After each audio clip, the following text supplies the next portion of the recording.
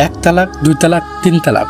তানভীরের এই একটি কথায় পুরো হোটেলের ঘরের পরিবেশ নিস্তব্ধ হয়ে গেল। রিয়া মেঝেতে বসে অঝরে কাঁদছে, আর আরাফ হতবাক হয়ে দাঁড়িয়ে আছে। তানভীর, তুমি এত বড় একটা মিথ্যা নাটক সাজিয়ে আমাকে ডিভোর্স দিলে শুধু এই কোম্পানি নিজের নামে করে নেওয়ার জন্য? তুমি এতটা নিচে নামবে আমি কখনো কল্পনাও করতে পারিনি। মুখ সামলে কথা বলবি রিয়া। নিজের কোম্পানির একজন সামান্য জুনিয়র কর্মচারীর সাথে হোটেলের নোংরামি করতে তোর একটু ঘৃণা করলো না? স্যার বিশ্বাস করুন, আমি কিছুই জানি না। আমাকে তো আপনি এই ফাইলে সাইন নেওয়ার জন্য ম্যামের রুমে পাঠিয়েছিলেন, আর আমি আসতেই কেউ আমাকে ধাক্কা দিয়ে। চুপ কর বেয়াদব, তোকে আমি কাজ দিয়েছি আর তুই আমার বউয়ের দিকে নজর দিয়েছিস? তানভীর বেবি, তুমি খামোখা রেগে যাচ্ছ। তুমি তো নিজের চোখে দেখলে ওরা কি করেছিল। এই মেয়েটার চরিত্রই এমন। সোনিয়া, তুই আমার কোম্পানির একমাত্র একজন সাধারণ পিএ হয়ে আমাকে চরিত্র শেখাচ্ছিস? তানভীর, আমি জানি তোরা দুজনে মিলে এই প্ল্যান করেছিস। হঠাৎ ঘরের দরজা খুলে রিয়ার বাবা সফিক সাহেব, মা সালমা বেগম এবং ভাই আশিক প্রবেশ করলো। তাদের সাথে কাজী সাহেবও আছেন। এসব কি শুনছি আমি রিয়া? তুই আমাদের সম্মান এভাবে ধুলোয় মিশিয়ে দিলি? বাবা, তুমিও আমাকে ভুল বুঝছো। তানভীর একটা প্রতারক। ও এই ছেলেটাকে ব্যবহার করে আমাকে ফাঁসিয়েছে। চুপ কর তুই। নিজের চোখে দেখলাম তোকে এই ছেলের সাথে এই ঘরে, এর পরও মুখে কথা থাকে? তানভীর যা করেছে ঠিক করেছে। তোর মতো কলঙ্কিনী বোনের আমার বাড়িতে কোনো জায়গা নেই। এই ছেলে, তোর নাম কি? স্যার, আমার নাম আরাফ। বিশ্বাস করুন, আমার কোনো দোষ নেই। আমি এই কোম্পানির একজন সাধারণ কর্মচারী মাত্র। দোষ থাক আর না থাক, তুই এই মুহূর্তে আমার মেয়েকে বিয়ে করবি? কাজী সাহেব, আপনি এখনই বিয়ে পড়ানো শুরু করুন। স্যার, এটা আপনি কি বলছেন? মানে আমার বসের স্ত্রী, আর বয়সেও আমার চেয়ে অনেক বড়। আমি ওনাকে কিভাবে বিয়ে করব? একদম চুপ। যা বলছি তাই করবি, না হলে তোকে নারী নির্যাতনের মিথ্যা মামলায় ফাঁসে সারা জীবন জেলে পচাবো। ভাইয়া, তোমরা এটা কি করছো? আমাকে এই বাচ্চা ছেলের ঘাড়ে কেন চাপাচ্ছ? আমি কোনো বিয়ে করব না। সফিক সাহেব রিয়ার গালে সজোরে একটি চর বসিয়ে দিলেন। বিয়ে তোকে করতেই হবে। আমাদের পরিবারের মান সম্মান তোর জন্য নষ্ট হতে দেব না। চরম অপবাদ, জেদ আর কান্নার মাঝে আরাফ আর রিয়ার বিয়ে পড়ানো হলো। দুজনেই নিরুপায় হয়ে কবুল বলতে বাধ্য হলো। আরাফ, তুই কাল থেকে অফিসে আসবি না। তোকে বরখাস্ত করা হলো। তোর মতো বেইমান কর্মচারীর আমার কোম্পানিতে দরকার নেই। রিয়া, এখন তুই তোর এই নতুন ভিখারি বরের সাথে বস্তিতে গিয়ে থাক। তানভীর, আজকের এই অপমানের প্রতিশোধ আমি নিব। তোকে আমি রাস্তায় নামিয়ে ছাড়বো। আজ থেকে তুই আমার জন্য মরে গেছিস রিয়া। আরাপ, তোর বউকে নিয়ে তুই দূর হয়ে যা। আরাফ আর রিয়া রাস্তায় এসে দাঁড়ালো। রিয়ার পরনে দামি শাড়ি, কিন্তু চোখে মুখে একরাশ শূন্যতা। আরাফের বুঝতে সময় লাগছে যে হঠাৎ করে তার জীবনে এত বড় একটা ঝড় কিভাবে বয়ে গেল। ম্যাম, এখন আমরা কোথায় যাব? আমাকে ম্যাম ডেকো না। আমি এখন তোমার স্ত্রী। যদিও এই সম্পর্কটা একটা জঘন্য ষড়যন্ত্রের ফল। তুমি আমাকে তোমার বাড়িতে নিয়ে চলো। কিন্তু আমার বাড়ি তো একটা বস্তির মতো এলাকায়। আপনি সেখানে কিভাবে থাকবেন? আমার কোনো রাস্তা নেই আরাফ, আমাকে তোমার সাথেই যেতে হবে। একটি রিকশায় চড়ে আরাফ রিয়াকে নিয়ে তার ছোট বাড়িতে পৌঁছলো। দরজা খুললো আরাফের ছোট বোন আতিয়া। ভাইয়া, তুই এত রাতে আইনি কে? ওমা, ইনি তো তোর অফিসের সেই রাগী ম্যাম না? হ্যাঁ আতিয়া, আম্মু কোথায়? ভেতর থেকে আরাফের মা রাহিলা বেগম বেরিয়ে এলেন। রিয়ার দিকে তীক্ষ্ণ দৃষ্টিতে তাকালেন তিনি। এই মেয়ে এত রাতে আমাদের বাড়িতে কি করছে আরাফ? তুই না বলেছিলি তোর ওভারটাইম ডিউটি আছে? আম্মু, আসলে একটা বড় ঝামেলা হয়ে গেছে। আমাকে জোর করে ম্যামের সাথে বিয়ে দেওয়া হয়েছে। কি বলছিস তুই এসব? তোর মাথাটা তো ঠিক আছে? এ বয়সে তুই বিয়ে করেছিস, সেটাও তোর বিবাহিতা বসের বউকে? আন্টি, আমাকে ক্ষমা করবেন। আমাকে ভুল বুঝবেন না। আমার স্বামী আমাকে ষড়যন্ত্র করে ফাঁসিয়েছে। আমার নিজের পরিবারও আমাকে বের করে দিয়েছে। আন্টি নয়, আমাকে আম্মু ডাকবে কেমন? বিয়ে যখন হয়েছে তখন তুমি এই বাড়ির বউ, কিন্তু আমার বাড়িতে থাকতে হলে আমার নিয়ম মেনে চলতে হবে। আমি বড় লোকের বিলাসী মেয়েদের এ বাড়িতে সহ্য করব না।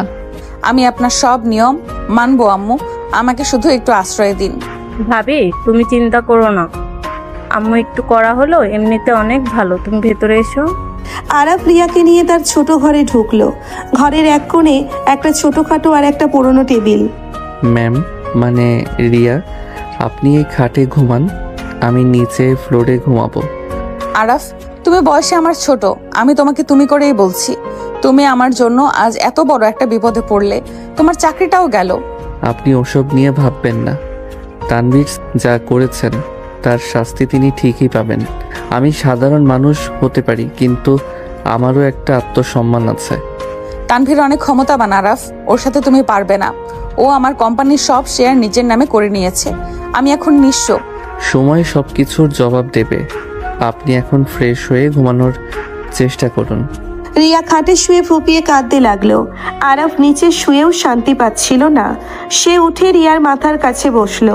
কাঁদবেন না রিয়া, আপনি একা নন, আমি আপনার সাথে আছি। কেন আমার সাথে এমনটা হলো আরাফ? আমি তো কাউকে কোনোদিন ঠকাইনি। আরাফ আলতো করে রিয়ার চোখের জল মুছে দিল।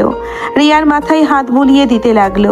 রিয়ার একাকিত্ব আর আরাফের এই অপ্রত্যাশিত মমতা এক অদ্ভুত অনুভূতির জন্ম দিল। তুমি এত ভালো কেন আরাফ?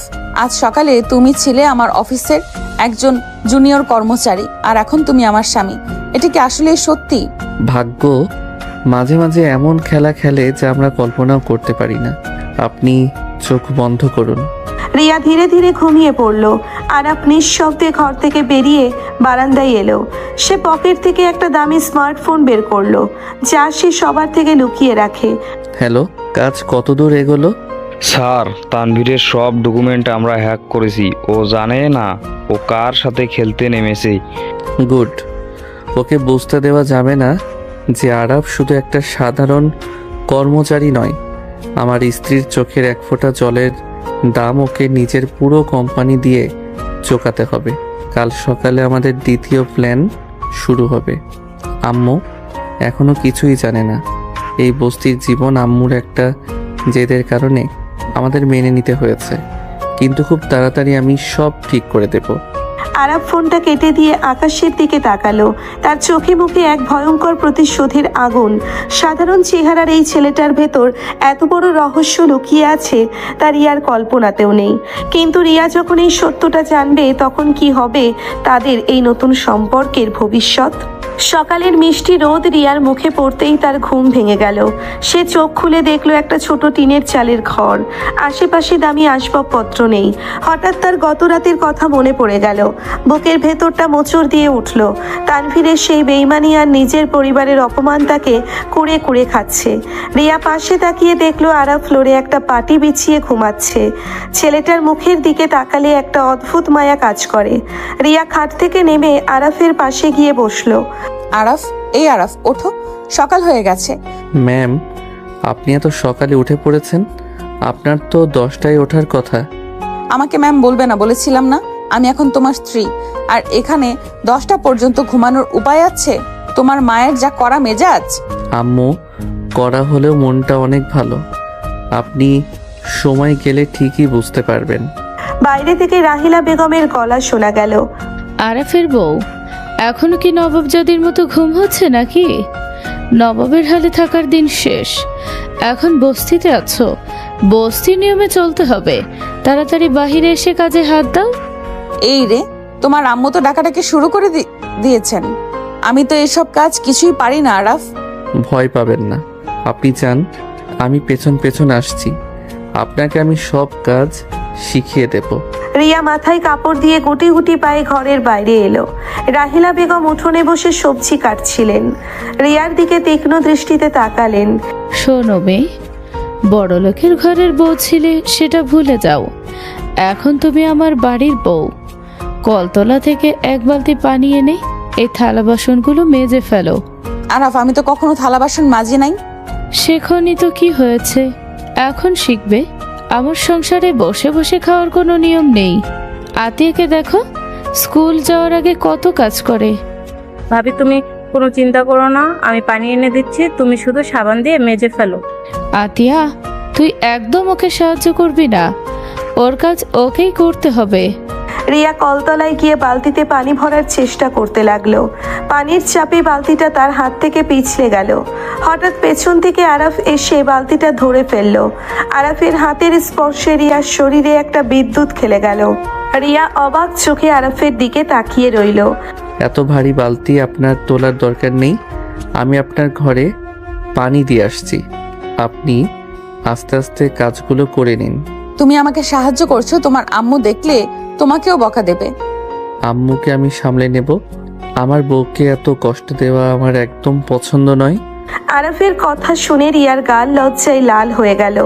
এই ছেলেটার ভেতরে একটা অদ্ভুত আকর্ষণ আছে যা রিয়াকে বারবার মুগ্ধ করছে।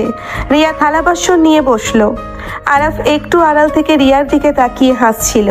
হঠাৎ আরাফের ফোনে একটা কল এলো। আরাফ একটু দূরে গিয়ে কলটা রিসিভ করলো। হ্যালো রাকিব, বল কাজ কত দূর? ভাই, তানভীরের কোম্পানির 2টো বড় প্রজেক্ট আমরা আটকে দিয়েছি। ওর শেয়ারের দাম হু হু করে পড়ছে। ও এখন পাগলের মতো ইনভেস্টরদের সাথে যোগাযোগ করার চেষ্টা করছে। গুড, ওকে বুঝতে দিবি না যে এর পেছনে আমি আছি। ওর অহংকার আমি মাটিতে মিশিয়ে দেব। আমার স্ত্রীর সাথে ও যে অন্যায় করেছে তার প্রতিটা ফোঁটা চোখের জলের হিসাব আমি নেব। কিন্তু ভাই, আন্টি যদি তোর আসল পরিচয় জেনে যায় তখন কি হবে? আম্মু, এখনো সময় আসেনি জানার। আম্মুর সেই জেদ ভাঙতে আমাকে এই বস্তিতেই থাকতে হবে, আর রিয়ার কাছেও আমার আসল পরিচয় গোপন থাকবে। আরাফ ফোন কেটে পেছনে ঘুরতেই দেখলো রিয়া তার দিকে তাকিয়ে আছে। আরাফ চমকে গেল। তুমি কার সাথে কথা বলছিলে আরাফ? আর তোমার হাতে এই দামি ফোনটা কোথা থেকে এলো? তোমার তো বাটন ফোন ছিল। মানে আসলে এটা রাকিবের ফোন। ও আমাকে ধার দিয়েছে ইন্টারনেট চালানোর জন্য। মিথ্যা বলছো কেন আরাফ? তোমার চোখে আমি কিছু একটা লুকানোর ছাপ দেখতে পাচ্ছি। তুমি কি তানভীরকে নিয়ে কিছু প্ল্যান করছো? আপনি এত চিন্তা করবেন না, আমি যা করছি সব ঠিকই করছি। চলুন ঘরে যাই, আপনার শাড়িটা পানিতে ভিজে গেছে। রিয়া নিচের দিকে তাকিয়ে দেখলো সত্যি তার শাড়ির নিচের দিকটা ভিজে গেছে। সে দ্রুত ঘরের দিকে পা বাড়ালো। আরাফ রিয়ার পেছন পেছন ঘরে ঢুকলো। রিয়া লাগেজ খুলে একটা সুতির 3 পিস বের করলো। সে আরাফের দিকে আর চোখে তাকালো। তুমি কি এইভাবে দাঁড়িয়ে থাকবে? আমি তো জামা পাল্টাবো। ও সরি, আমি বাইরে যাচ্ছি। বাইরে যাওয়ার দরকার নেই, তুমি এদিকে ঘুরে দাঁড়াও। আমি তোমার স্ত্রী, এতে এত লজ্জা পাওয়ার কিছু নেই। আরাফ উল্টো দিকে ঘুরে দাঁড়ালো। তার বুকটা ঢিপ ঢিপ করছিল। রিয়া দ্রুত জামা পাল্টে নিল। সে আরাফের পিঠের কাছে গিয়ে দাঁড়ালো। আরাফের ঘাড়ে রিয়ার ভেজা চুলের পানি পড়ল। আরাফ শিউরে উঠল এবং পেছনে ঘুরল। দুজন দুজনের খুব কাছাকাছি দাঁড়িয়ে আছে। আরাফ রিয়ার চোখের দিকে তাকিয়ে হারিয়ে গেল। কাল রাতে তুমি আমাকে সাহস দিয়েছিলে, আজ সকালে আমাকে সাহায্য করলে। তুমি আসলেই আমার খেয়াল রাখছো। স্বামী হিসেবে এটা আমার দায়িত্ব। আমি চাই না আপনি এখানে কোনো কষ্ট পান। তানভীর আমাকে 4 বছর ধরে শুধু ব্যবহার করেছে, আর তুমি একদিনেই আমাকে বুঝিয়ে দিলে সম্মান কাকে বলে। আমার মনে হচ্ছে আমি এক নতুন আরাফকে আবিষ্কার করছি। আরাফ রিয়ার হাত দুটো নিচের হাতের মুঠোয় নিল। রিয়ার মনে একটা অদ্ভুত শিহরণ জেগে উঠল। ঠিক তখনই বাইরে থেকে রাহিলা বেগমের গলা শোনা গেল। আরাফ, তুই কি কাজে যাবি না? সারাদিন বউয়ের আঁচল ধরে বসে থাকলে সংসার চলবে কিভাবে? আরাফ আর রিয়া দ্রুত একে অপরের থেকে দূরে সরে গেল। আরাফ ঘর থেকে বেরিয়ে গেল। আম্মু, আমি কাজে যাচ্ছি। আজ একটা নতুন রেস্তোরাঁয় ইন্টারভিউ আছে। তাড়াতাড়ি যা। আর শোনো বৌমা, আমি রান্না শিখতে বলেছি। আজ দুপুরের রান্না ও একাই করবে। আম্মু, ও তো কখনো এসব করেনি। মুখে মুখে তর্ক করবি না, যা বলছি তাই হবে। আরাফ বেরিয়ে গেল। রিয়া রান্নাঘরে ঢুকলো। সেখানে লাকড়ির চুলা। রিয়ার কখনো লাকড়ির চুলা জ্বালায়নি। সে অনেক চেষ্টা করে চুলা জ্বালাতে গিয়ে ধোঁয়ায় তার চোখ লাল হয়ে গেল। সে কাঁচতে কাঁচতে বাইরে এলো। রাহিলা বেগম উঠোনে বসে সব দেখছিলেন। একটা চুলাও জ্বালাতে পারো না? এতদিন ধরে কি শিখেছো? বাপের বাড়িতে বসে বসে শুধু আরাম করেছো। আম্মু, আমি চেষ্টা করছি, আমি ঠিক শিখে নেব। এই কুলসুম, ওকে একটু দেখিয়ে দে তো কিভাবে চুলা জ্বালাতে হয়। পাশের বাসার কুলসুম এসে রিয়াকে চুলা ধরানো শিখিয়ে দিল। রিয়া অনেক কষ্টে ডাল আর ভাত রান্না করলো। তার হাত পুড়ে কয়েক জায়গায় ফোসকা পড়ে গেল। দুপুরে আতিয়া স্কুল থেকে ফিরলো। ভাবি, এত সুন্দর গন্ধ বের হচ্ছে, তুমি রান্না করছো? হ্যাঁ, প্রথমবার রান্না করলাম, জানি না কেমন হয়েছে। রাহিলা বেগম খাবার খেয়ে কোনো কথা বললেন না, শুধু আতিয়া অনেক প্রশংসা করলো। বিকেলের দিকে আরাফ বাসায় ফিরলো, তার হাতে একটা ছোট মিষ্টির প্যাকেট। সে ঘরে ঢুকে দেখলো রিয়া বিছানায় শুয়ে আছে। রিয়ার হাতে ফোসকা দেখে আরাফের মনটা খারাপ হয়ে গেল। এটা কি করেছেন? হাত পুড়িয়ে ফেলেছেন কেন? রান্না করতে গিয়ে একটু লেগে গেছে, ঠিক হয়ে যাবে। আপনি এত বোকা কেন? আমাকে বললেই তো পারতেন, আমি না হয় রেস্তোরাঁ থেকে খাবার নিয়ে আসতাম। তোমার আম্মুর নিয়ম তো আমাকে মানতেই হবে, তাছাড়া নিজের হাতে তোমার জন্য রান্না করতে আমার ভালোই লেগেছে। রিয়ার এই কথাই আরাফ মুগ্ধ হয়ে তাকিয়ে রইল। সে একটা মলম বের করে রিয়ার হাতে লাগিয়ে দিতে লাগলো। আরাফের এমন যত্ন দেখে রিয়ার চোখে পানি চলে এলো। তুমি আমার এত খেয়াল কেন রাখছো আরাফ? আমি তো তোমার জন্য শুধু একটা বোঝা। আপনি আমার বোঝা নন, আপনি আমার স্ত্রী। আমি সারা জীবন এইভাবেই আপনার খেয়াল রাখবো। আরাফ রিয়ার কপালে একটা আলতো চুমু দিল। রিয়া চোখ বন্ধ করে সেই স্পর্শ অনুভব করলো। দুজন দুজনের অনেক কাছাকাছি চলে এলো। এমন সময় বাইরে একটা জিপ গাড়ি এসে থামার শব্দ হলো। বস্তির সব মানুষ জড়ো হয়ে গেল। আরাফ আর রিয়া বাইরে বেরিয়ে এলো। তারা দেখলো তানভীর গাড়ি থেকে নামছে, তার সাথে কয়েকজন গুন্ডা। রিয়া, তুই ভেবেছিস আমাকে ধোকা দিয়ে তুই এই বস্তিতে শান্তিতে থাকবি? আজ আমি তোকে আর তোর এই ভিখারি বরকে এমন শিক্ষা দেব যে সারা জীবন মনে রাখবি। স্যার, আপনি আমার বাড়িতে এসে আমার বউকে অপমান করতে পারেন না। এখান থেকে চলে যান। তুই আমাকে চিনিস আরাফ? তুই আমার কোম্পানির একজন সামান্য পিয়ন হয়ে আমার মুখের ওপর কথা বলিস? ছেলে ফেলে এই বস্তিটা জ্বালিয়ে দেবো। গুন্ডারা এগিয়ে আসতে লাগলো। রিয়া ভয়ে আরাফের পিছনে লুকিয়ে পড়লো। আরাফ এক পা এগিয়ে গেল। তার চোখে কোনো ভয় নেই, বরং একটা অদ্ভুত আত্মবিশ্বাস জ্বলজ্বল করছে। তানভীর স্যার, আপনি হয়তো জানেন না আপনি কার বস্তিতে এসে দাঁড়িয়েছেন। এক কদম এগিয়ে দেখুন, আমি আপনার কি হাল করি। তুই আমাকে হুমকি দিচ্ছিস? মার শালাকে।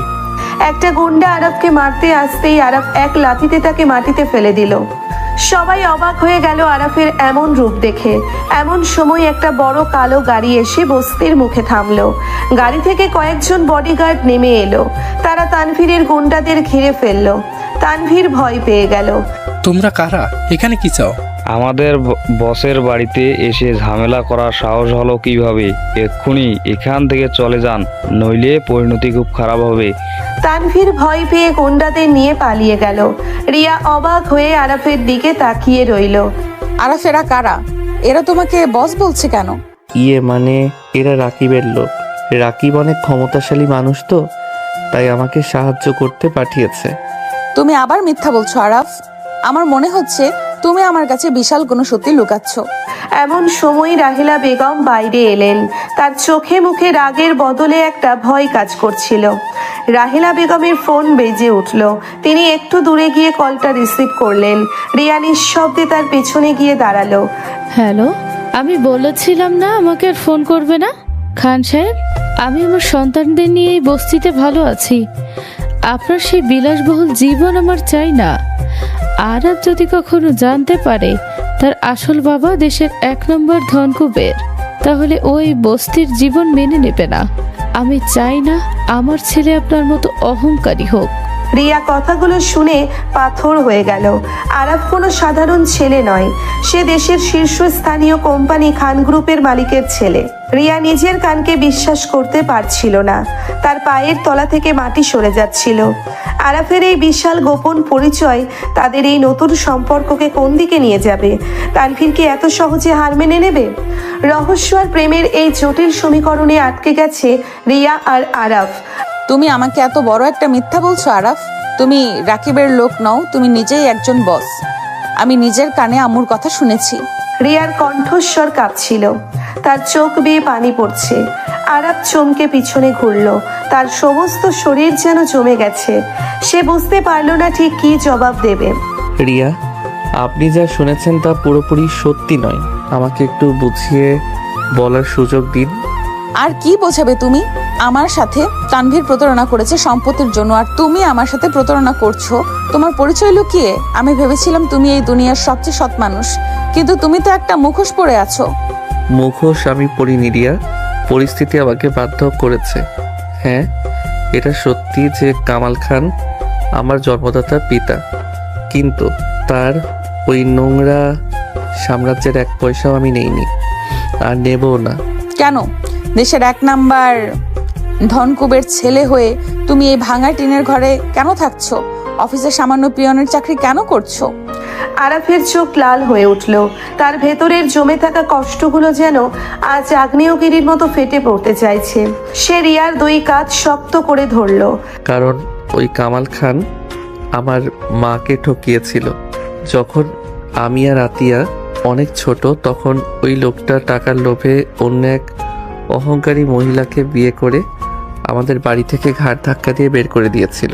আমার মা রাস্তায় রাস্তায় ঘুরেছেন আমাদের মুখে এক মুঠো ভাত তুলে দেওয়ার জন্য। আরাফ, আমাকে ছাড়ো, লাগছে আমার। না, আজ আপনাকে সব শুনতে হবে। আমার মা অন্যের বাড়িতে কাজ করেছেন, কিন্তু ওই লোকের কাছে হাত পাতেননি। আমি বড় হয়ে যখন নিজের যোগ্যতায় আইটি কোম্পানি খুললাম, নিজের একটা আলাদা পরিচয় বানালাম, তখন ওই লোকটা আবার ফিরে এসেছে। সে চায় আমি তার ব্যবসার হাল ধরি, কিন্তু আমার মা শপথ করেছেন কামাল খানের ছায়াও যেন আমাদের উপর না পড়ে। আম্মুর সেই জেদ আর সম্মান বজায় রাখতে আমি নিজের পরিচয় লুকিয়ে এই বস্তিতে থাকি, আর আমার নিজের কোম্পানিটা রাকিবের নামে চালাই। আমাকে ক্ষমা করে দাও আরাফ, আমি না বুঝে তোমাকে অনেক বড় কথা বলে ফেলেছি। আমি বুঝতে পারিনি তোমার অতীত এত ভয়ঙ্কর। আপনাকে ক্ষমা চাইতে হবে না, কিন্তু আপনাকে একটা কথা দিতে হবে। আম্মু যেন কোনোভাবেই জানতে না পারে যে আমি আমার নিজের কোম্পানি চালাচ্ছি বা তানভীরকে ধ্বংস করার প্ল্যান করছি। আম্মু জানলে কষ্ট পাবে। আমি কাউকে কিছু বলবো না, কিন্তু তানভীরকে তুমি কিভাবে থামাবে? ও অনেক ভয়ঙ্কর মানুষ। ও ভয়ঙ্কর হতে পারে, কিন্তু আরাফ তার চেয়েও বেশি ভয়ঙ্কর। আপনি শুধু আমার উপর বিশ্বাস রাখুন। আরাফ রিয়ার হাত দুটো আলতো করে নিজের হাতের মুঠোয় নিল। রিয়া কোনো বাধা দিল না। আরাফের চোখের গভীরতায় রিয়া যেন এক নতুন নিরাপদ আশ্রয় খুঁজে পেল। ঠিক তখনই বাইরে থেকে আতিয়ার গলা শোনা গেল। ভাইয়া, ও ভাইয়া, দেখ কে এসেছে। আরাফ আর রিয়া দ্রুত বাইরে বেরিয়ে এলো। উঠোনে দাঁড়িয়ে আছে আরাফের কোম্পানির ম্যানেজার রাকিব। তার হাতে অনেকগুলো শপিং ব্যাগ। রাহিলা বেগম ভ্রু কুঁচকে রাকিবের দিকে তাকিয়ে আছেন। তুমি কে বাবা, আর এসব কি নিয়ে এসেছো আমাদের বাড়িতে? আসসালামু আলাইকুম আন্টি, আমি আরাফের বস রাকিব। আরাফ আমার কোম্পানিতে খুব ভালো কাজ করে, তো তাই ওর বিয়ের খবর শুনে আমি নিজেই কিছু উপহার নিয়ে এলাম। আরে স্যার, আপনি এত কষ্ট করে কেন এলেন? আমাকে বললেই তো পারতেন। রিয়া ভাবি, এগুলো আপনার জন্য। আরাফ ছেলেটা গরিব হতে পারে, কিন্তু ওর মতো সৎ ছেলে আজকাল পাওয়া যায় না। আপনারা ভালো থাকবেন। গরিবের বাড়িতে এত দামি উপহার মানাই না বাবা, তুমি এসব নিয়ে যাও। আমরা ডাল ভাত খেয়ে ভালোই আছি।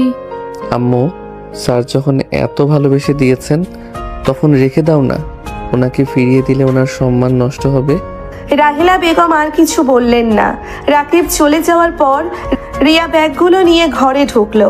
ব্যাগের ভেতরে ছিল বেশ কয়েকটি দামি সুতির শাড়ি আর রিয়ার পছন্দের কিছু প্রসাধনী। রিয়া বুঝতে পারলো আরাফ নিজের পরিচয় লুকিয়েও তার স্ত্রীর সম্মান আর চাহিদার খেয়াল ঠিকই রাখছে। অন্যদিকে তানভীরের অফিসে তখন থমথমে পরিবেশ।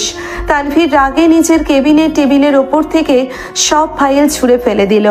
সামনে দাঁড়িয়ে আছে সোনিয়া আর ম্যানেজার নিয়াজ। এই বস্তির ছেলেটা আমাকে আমার কোম্পানির সামনে অপমান করছে, আর তোমরা দাঁড়িয়ে দাঁড়িয়ে তামাশা দেখছো? বেবি, তুমি মাথা ঠান্ডা করো। আমরা তো জানতাম না আরাফের পেছনে এত বড় গ্যাং আছে। গ্যাং থাক আর যাই থাক, ওকে আমি রাস্তায় ভিখারি বানিয়ে ছাড়বো। নিয়াস, এমন একটা প্ল্যান বের কর যাতে আরাফ আর রিয়া দুজনেই জেলে পৌঁছে। স্যার, আমার মাথায় একটা আইডিয়া আছে।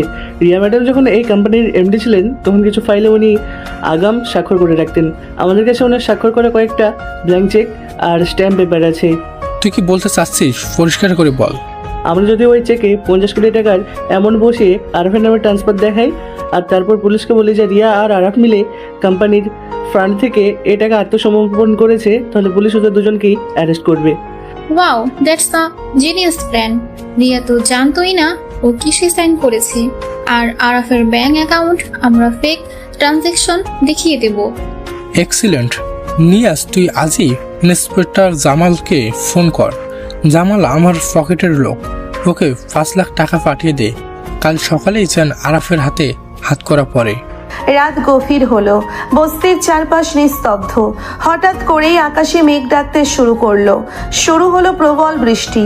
টিনের চালে বৃষ্টির ঝুমঝুম শব্দে রিয়ার ঘুম ভেঙে গেল।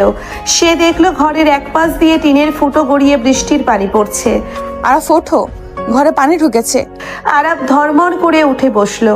সে দ্রুত একটা বালতি এনে ফুটোর নিচে রাখলো, কিন্তু বাতাসের বেগে পানি ছিটকে এসে রিয়ার গায়ে পড়তে লাগলো। আপনি খাটের ওই কোনায় গিয়ে বসুন রিয়া, আমি একটা পলিথিন দিয়ে ফুটোটা বন্ধ করার চেষ্টা করছি। আরাফ খাটের ওপর দাঁড়িয়ে পলিথিন বাঁধার চেষ্টা করতে লাগলো। হঠাৎ তার পা পিছলে গেল, সে সরাসরি নিচে পড়ে যাচ্ছিল, কিন্তু রিয়া দ্রুত তাকে ধরতে গেল।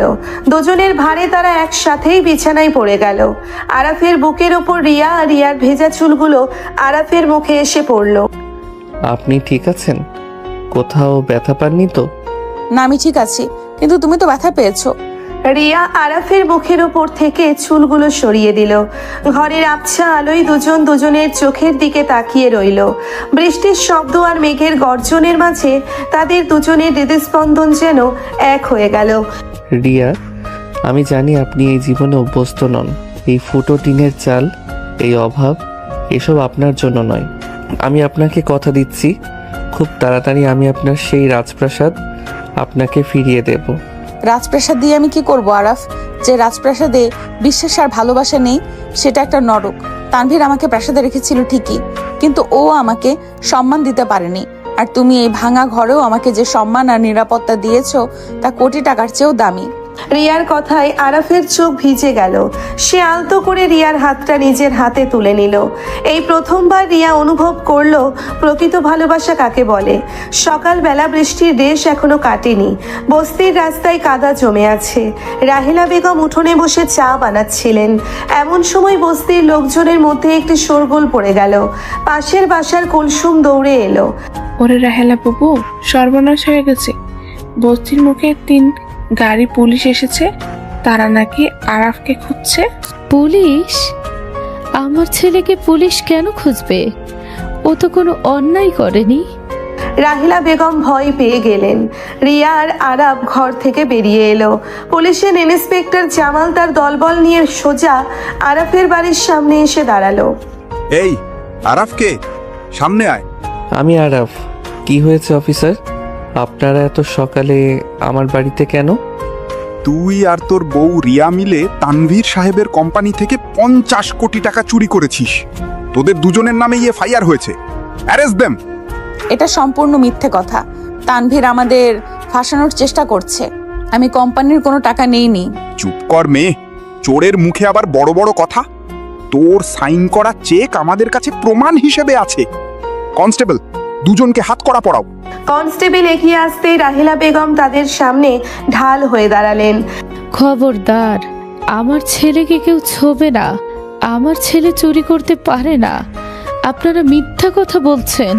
এই বুড়ি, পথ থেকে সর, নইলে তোকেও থানায় নিয়ে গিয়ে পেটাবো। ইন্সপেক্টর জামাল রাহিলা বেগমকে ধাক্কা দিতে গেল। হঠাৎ আরাফ ইন্সপেক্টরের হাত শক্ত করে চেপে ধরলো। আরাফের চোখে তখন ভয়ঙ্কর এক আগুন জ্বলছে। আমার মায়ের গায়ে হাত দেওয়ার সাহস করবেন না অফিসার।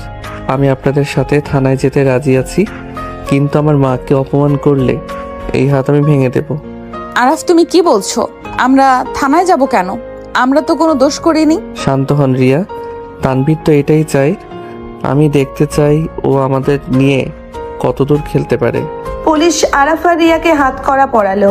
রাহিলা বেগম আর আতিয়া অঝরে কাঁদতে লাগলো। বস্তির মানুষজন অবাক হয়ে এই দৃশ্য দেখছে। ঠিক সেই মুহূর্তে বস্তির সরু রাস্তায় একটা বিশাল দামি রোলস রয়েলস গাড়ি এসে ঢুকলো। গাড়ির পেছনের আরো কয়েকটা গাড়ি। বস্তির লোকজন ভয়ে সরে দাঁড়ালো। আরে, এই বস্তিতে এত দামি গাড়ি কোথা থেকে এলো? গাড়ির দরজা খুলল, ভেতর থেকে নেমে এলেন এক বয়স্ক কিন্তু অত্যন্ত প্রভাবশালী চেহারার মানুষ। তার পরনে দামি স্যুট, চোখের চশমা। মানুষটাকে দেখেই ইন্সপেক্টর জামাল থরথর করে কাঁপতে শুরু করলো। কামাল খান স্যার, আপনি এখানে? ইন্সপেক্টর জামাল, তোমার এত বড় সাহস হলো কিভাবে যে তুমি আমার একমাত্র ছেলেকে হাত করা পড়াও? কামাল খানের কথায় পুরো বস্তি নিস্তব্ধ হয়ে গেল।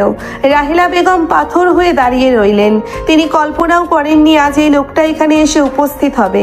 আপনি এখানে কেন এসেছেন? আপনাকে কে খবর দিল? রাহেলা, তুমি অনেক জেদ করেছো, কিন্তু আজ আমার ছেলের উপর মিথ্যা অপবাদ দেওয়া হয়েছে। আমি চুপ করে থাকতে পারি না। আরাফ রাগে ফুঁসতে লাগলো। সে ভিড়ের মধ্যে দাঁড়িয়ে থাকা রাকিবের দিকে তাকালো। রাকিব মাথা নিচু করে রইল। আরাফ বুঝতে পারলো রাকিবই কামাল খানকে খবর দিয়েছে। আমার হাত করা খুলে দিন ইন্সপেক্টর। আর মিস্টার কামাল খান, আপনার কোনো সাহায্য আমার দরকার নেই। আমি নিজেই নিজের সমস্যার সমাধান করতে পারি। আরাব, তুমি ভুলে যেও না তুমি কার রক্ত। তানবীরকে আমি আজ জ্যান্ত কবর দেব। খবরদার, আমার ছেলে আপনার নাম নিয়ে বাঁচবে না। ও আরাব, ও কোনো খান নয়। পুলিশের সামনে বাবা, মা এবং ছেলের এই চরম নাটকীয় সংঘাত এক ভয়ানক পরিস্থিতির সৃষ্টি করলো। রিয়া বুঝতে পারছে না এখন কি হতে চলেছে। একদিকে পুলিশের হাত করা, অন্যদিকে তানভীরের ষড়যন্ত্র, আর মাঝখানে আরাফের আসল পরিচয় প্রকাশের এই বিশাল ঝড়।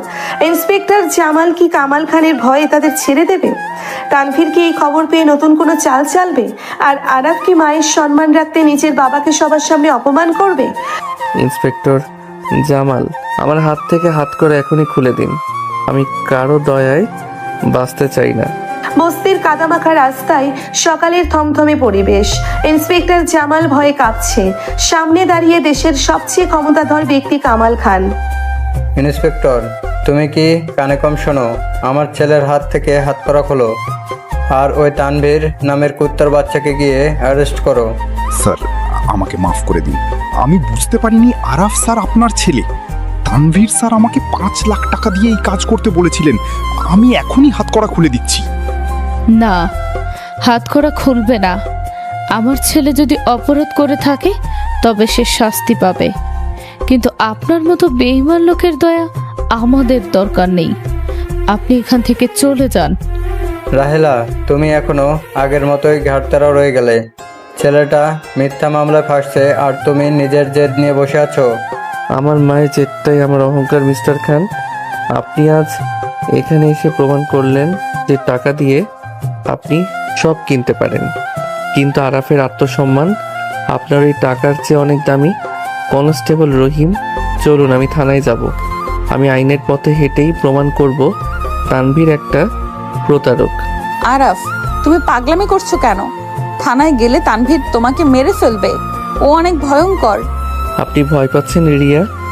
আমি তো আপনার চোখে কোনোদিন ভয় দেখিনি। আমার উপর বিশ্বাস রাখুন। রিয়া আরাফের চোখের দিকে তাকালো। সেই চোখে অদ্ভুত এক প্রশান্তি।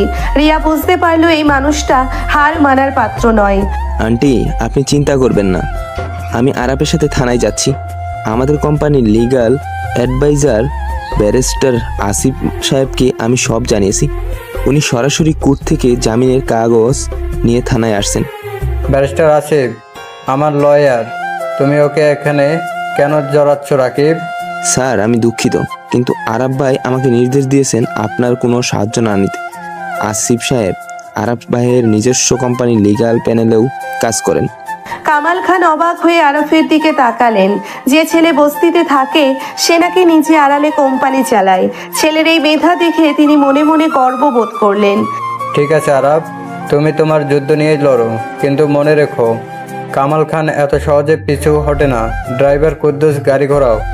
কামাল খান তার বিশাল গাড়ি বহর নিয়ে চলে গেলেন। বস্তির মানুষজন ফিসফিস করে কথা বলতে শুরু করলো। হাশিম খানের এক মাতব্বর এগিয়ে এলো। রাহেলা বুবু, তোমার ছেলে যে এত বড় ঘরের সন্তান তা তো আমরা জানতাম না। এখন তো আমাদের বস্তিরও অনেক উন্নতি হবে। হাশিম ভাই, আমার ছেলে কোনো বড় ঘরের সন্তান নয়। ও শুধু আমার ছেলে। আপনারা এসব নিয়ে আর কোনো কথা বাড়াবেন না। পুলিশ আরাফ আর রিয়াকে নিয়ে থানায় রওনা হলো। থানায় পৌঁছানোর পর ইন্সপেক্টর জামাল অত্যন্ত সম্মান দেখিয়ে তাদের বসতে দিল। স্যার, আমি বুঝতে পারিনি, আপনি আমাকে ক্ষমা করে দিন। আমি এখনই তানভীরের বিরুদ্ধে ওয়ারেন্ট বের করছি। আপনার ক্ষমা চাওয়ার দরকার নেই ইন্সপেক্টর। আপনি আইনের লোক হয়ে টাকার কাছে বিক্রি হয়েছেন। তানভীরের বিরুদ্ধে ওয়ারেন্ট বের করার আগে আমার নামে করা ফেক ট্রানজ্যাকশনের প্রমাণ আমি আপনাকে দিচ্ছি। রাকিব, ল্যাপটপটা দে। আরাফ রাকিবের হাত থেকে ল্যাপটপ নিয়ে কয়েক মিনিটের মধ্যে ব্যাংকের সার্ভারের কিছু ডেটা বের করে ফেলল। রিয়া অবাক হয়ে দেখছে তার সাধারণ চেহারার স্বামী কতটা নিখুঁতভাবে হ্যাকিংয়ের কাজগুলো করছে। এই দেখুন ইন্সপেক্টর, যে অ্যাকাউন্ট থেকে 50 কোটি টাকা আমার নামে ট্রান্সফার দেখানো হয়েছে তার আইপি অ্যাড্রেস তানভীরের পার্সোনাল ল্যাপটপের। ও নিজেই রিয়ার পুরনো চেক স্ক্যান করে ডিজিটাল সিগনেচার বসিয়ে এই ফেক কাজটা করেছে।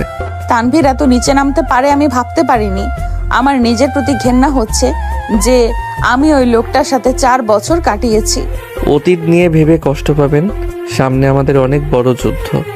হঠাৎ থানার ব্যারিস্টার আসিফ প্রবেশ করলেন, তার সাথে কোর্টের নির্দেশনামা। গুড মর্নিং আরাফ, এই নাও তোমার আর রিয়া ম্যাডামের অ্যান্টিসেপ্টারি বেইল। আর ইন্সপেক্টর তানভীরের বিরুদ্ধে জালিয়াতি আর মানহানির মামলার পেপারস আমি রেডি করে ফেলেছি। থ্যাংক ইউ আসিফ ভাই। চলুন রিয়া, আমাদের বাড়ি ফিরতে হবে। আম্মু নিশ্চয়ই অনেক টেনশনে আছেন। রিয়া আর আরাফ থানা থেকে বেরিয়ে এলো। থানার বাইরে একটা চায়ের দোকানের পাশে দাঁড়িয়ে তারা রিকশার জন্য অপেক্ষা করতে লাগলো।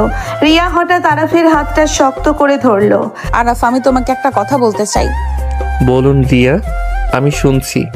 আজ থানায় বসে তোমার সাহস আর মেধা দেখে আমি মুগ্ধ হয়ে গেছি।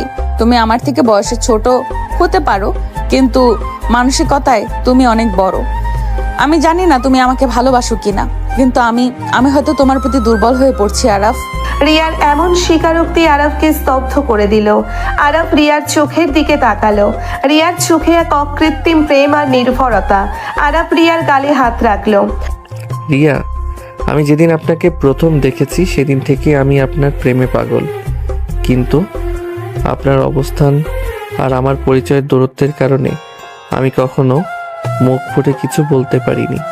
আর যেদিন তানভীর আপনাকে অপবাদ দিয়ে আমার ঘাড়ে চাপিয়ে দিল, সেদিন আমি মনে মনে শপথ করেছিলাম এই অপমানের চরম বদলা আমি নেব আর আপনাকে রানীর মতো রাখবো। আমার কোনো রানী হওয়ার শখ নেই আরাফ, আমি শুধু তোমার বুকে একটু আশ্রয় চাই। আমাকে আর কোনোদিন ছেড়ে যাবে না তো? কথা দিলাম রিয়া, আমার শেষ নিঃশ্বাস পর্যন্ত আমি আপনাকে ছেড়ে যাব না।